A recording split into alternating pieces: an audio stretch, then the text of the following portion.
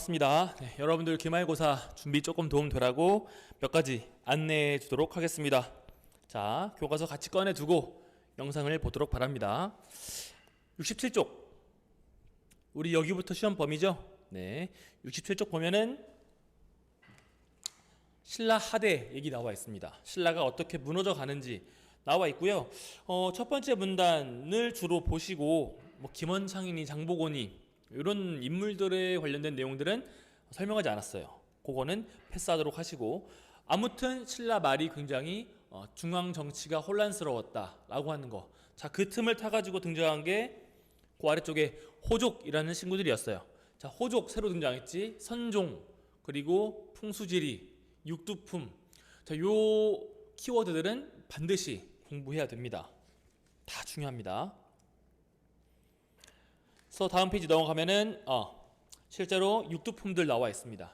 신라 이 제도 시스템에 불만을 갖고 있던 친구들이었습니다. 대표적인 인물로 최치원 있었고요. 오른쪽에 선종은 신라 말에 당나라로부터 들어온 새로운 불교 종파였어요. 교종을 비판했지. 왜? 글 공부만 하는 거 싫어, 이런 거였어요. 그리고 호족들이 후원해줘요. 왜? 누구나 부처가 될 수 있다라고 하니까 마치 이게 누구나 왕이 될 수 있다라고 해석될 수 있다. 그래서 호족들이 많이 후원을 합니다. 호족들이 후원을 한 거에는 이런 의미 부여도 있지만, 교종은 글 공부하는 사람들 거 경주 중심 이런 틀들이 있어요. 그러니까 그게 다 싫은 거야. 경주 중심의 무언가들은 다 싫은 거예요. 기존의 신라 시스템이 싫은 거야.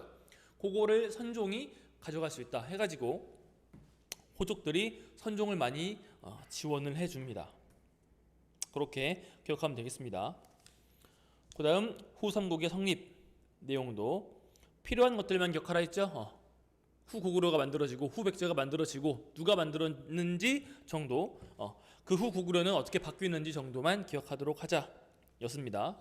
그래서 여기서는 반드시 육두품, 호족, 풍수지리, 선종, 특히나 선종 이런 개념들을 잘 정리해 주길 바랍니다. 꼼꼼히 다 보도록 하십시오.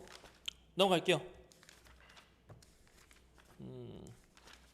그리고 바로 고려 건국이네요. 좋습니다.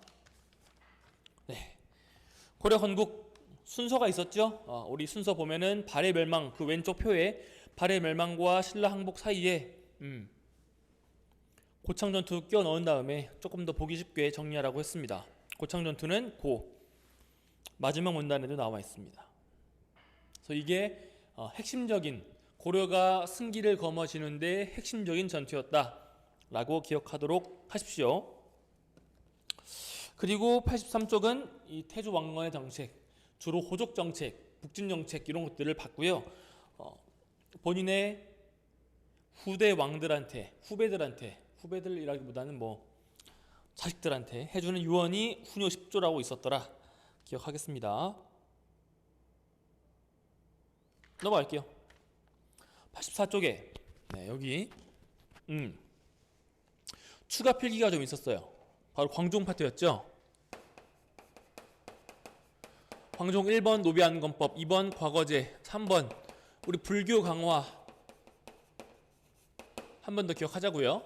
광종 추가 필기, 불교 강화, 사찰도 짓고 여러 가지 것들을 하는데 불교 강화로만 기억하자라고 했습니다. 그리고 성종 때 가서야 본격적으로 유교를 수용하기 시작하더라라는 겁니다. 거기 최승로의 시무 28조 기억하라고 했고요. 넘어갈게요. 86쪽에 그렇죠? 네. 왼쪽에 있는 표 기억하고 어느 나라 것들을 수용했는지, 당나라 건지 송나라 건지 고려의 독자적 기구인지 기억하도록 하시고, 그 다음에 마지막 문단에 나와 있는 요 대간이라는 기능, 그렇죠? 세 가지 추가 필기였어요.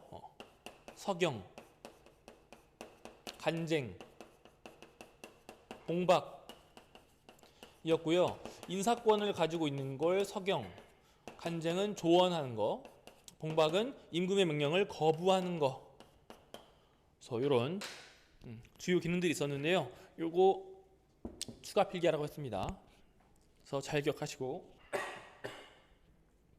그 다음 87쪽에 다 기억하지 않아도 되고, 우리 군현에 파견된 관리, 지방관이 파견된 곳과 안 된 곳, 주현과 속현 구분을 좀 했고요.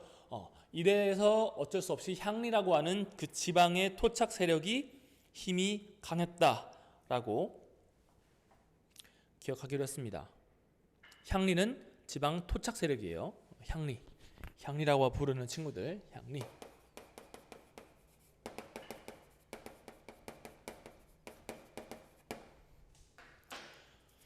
그래서 그 이야기샘 샵 나와 있습니다. 네. 그래서 보통은 지방에서 활동하는 친구들이고요. 토착 세력들이어가지고 계속 대를 이어가면서 그 지방에서 실권을 장악했던 친구들인 거예요.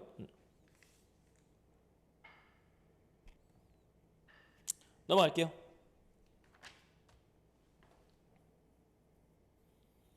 그리고 88쪽은 안 들어가고 89쪽에 요거 자세하게 설명했습니다. 조금 어려웠죠. 우리 인종 때 첫 번째는 이자겸이난이랑 같이 기억해야 될 거는 이때 여진이 접근하는구나. 자, 인종 때 이자겸이난 기억해야 되고, 그것과 더불어서 이자겸이 과연 금나라의 요구에 대해서 어떻게 대응했는지 기억해야 되고, 그 다음에 이자겸이난이 끝난 뒤에는 묘청이라는 친구가 등장하더라는 겁니다. 그리고 묘청의 난마저도 끝난 다음에는 김부식이 삼국사기라고 하는 책을 쓰더라라는 게 있고요. 그 아래쪽에 탐구해보자. 기억하십시오. 네. 왼쪽은 묘청, 오른쪽은 김부식의 주장. 넘어갈게요. 90쪽에 무신정권 나와 있습니다. 자, 무신정권이라고 하면은 예를 들어 내가 무신정권에 대한 설명으로 옳은 것을 골라라 라고 문제를 냈어요.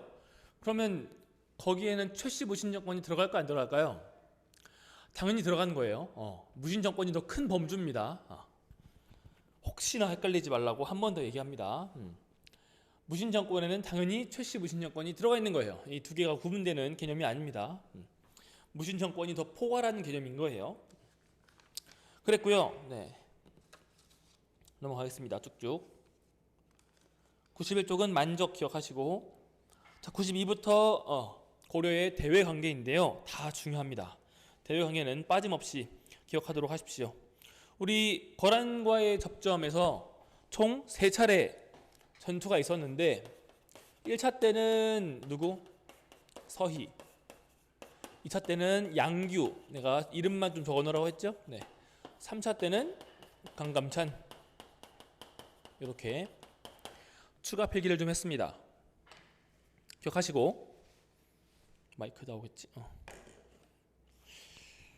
그 다음에 거란의 침략이 끝나고 나서 천리장성과 나성을 쌓았다 되어 있고, 아래 탐구해보자 별표였습니다.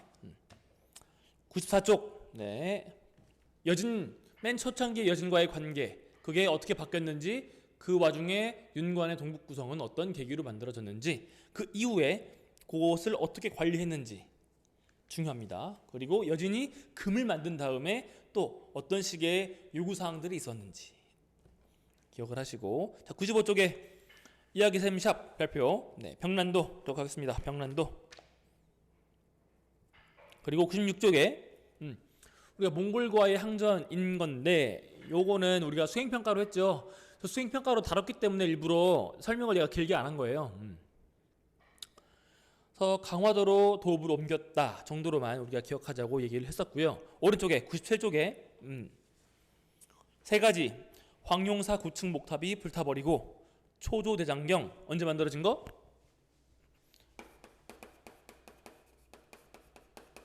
요거는 거란 침략 때 만들어진 거예요. 근데 이게 지금 몽골이 들어왔을 때 불타버린다고. 그럼 다시 만들어야겠네. 제조대장경. 자, 그게 8만 장이 넘어서 8만 대장경이라고도 부른다. 나와 있고요. 그 정도만 기억하자고 했어요. 넘어갈게요. 자, 98쪽. 드디어 몽골이 본격적으로 간접 재배하는 시기. 자, 원 간섭기가 시작이 되는데, 여기 1번부터 7번까지 번호를 좀 매겼습니다. 그렇죠? 그래서 1번에 관리를 파견해서 내정 간섭을 했다. 자, 그 관리의 이름 다루가치라고 했었죠. 이것도 적어 놓으라 했습니다. 다루가치. 그렇죠? 그리고 여러 땅들을 가져간다. 쌍성 총관부, 동령부, 그리고 탐라 총관부, 제주도도 가져간다. 이때. 그다음에 원나라의 황제의 딸과 결혼해서 누가? 고려의 왕이. 그래서 사위 국가가 되더라. 부마국이라고 했습니다. 그래서 쭉쭉쭉 보시고, 그리고 이제 문화 전파로 나타나는 현상들, 몽골풍, 고려양 어떤 것들이 있는지 추가 필기했습니다. 같이 기억하겠습니다. 오른쪽에 권문세족 나와 있습니다. 권문세족. 어떤 사람들이 새로운 기회를 잡아서 권력자가 되느냐? 응방의 관리. 응방이 뭐였죠?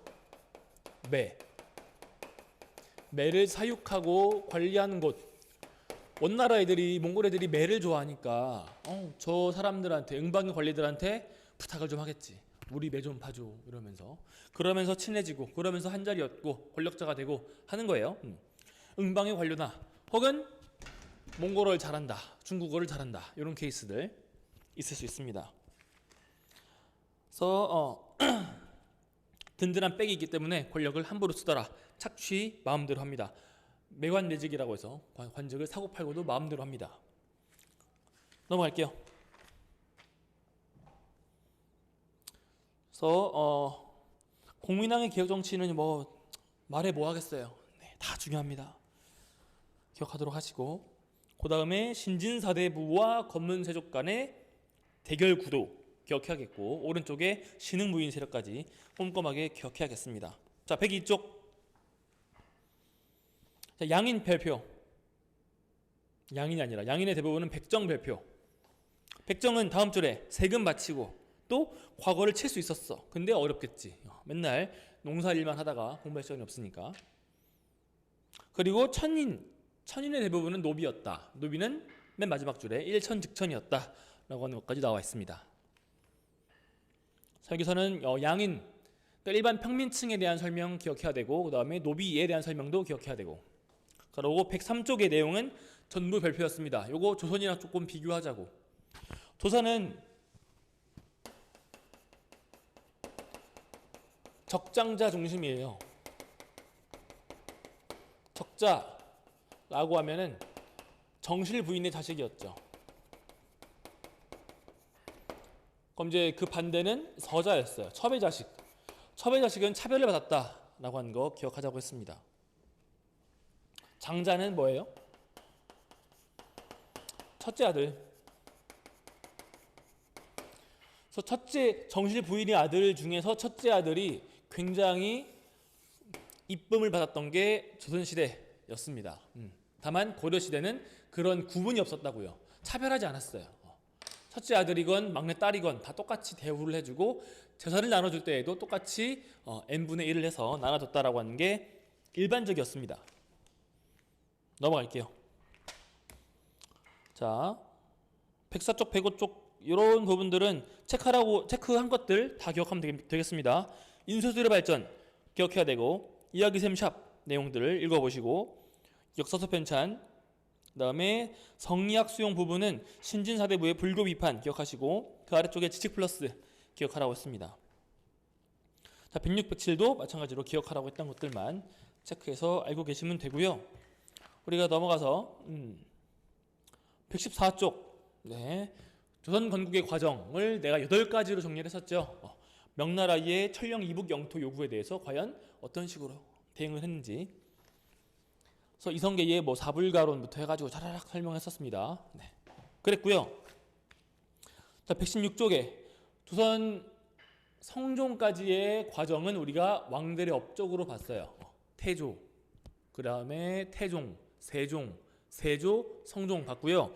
그 중에 태종, 세종, 세조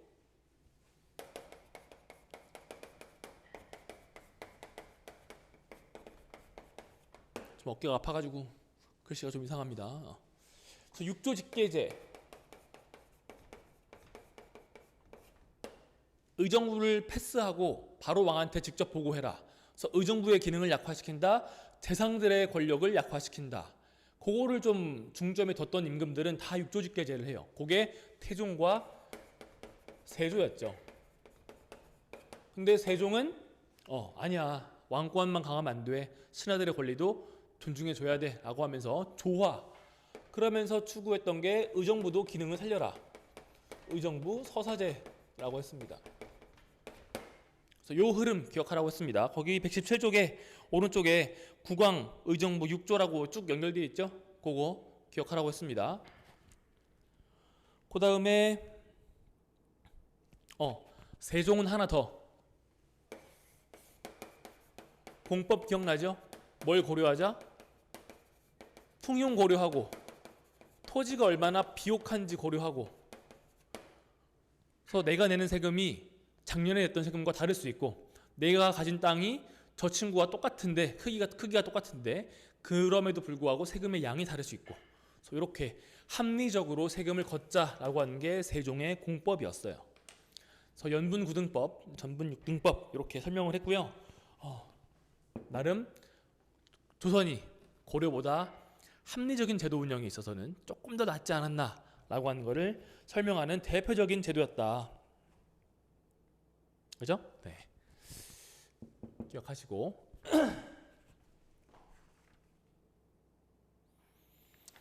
그래서 마지막 그 118쪽에 수령 얘기 나와 있습니다. 아까 말했듯이 고려와 비교하자.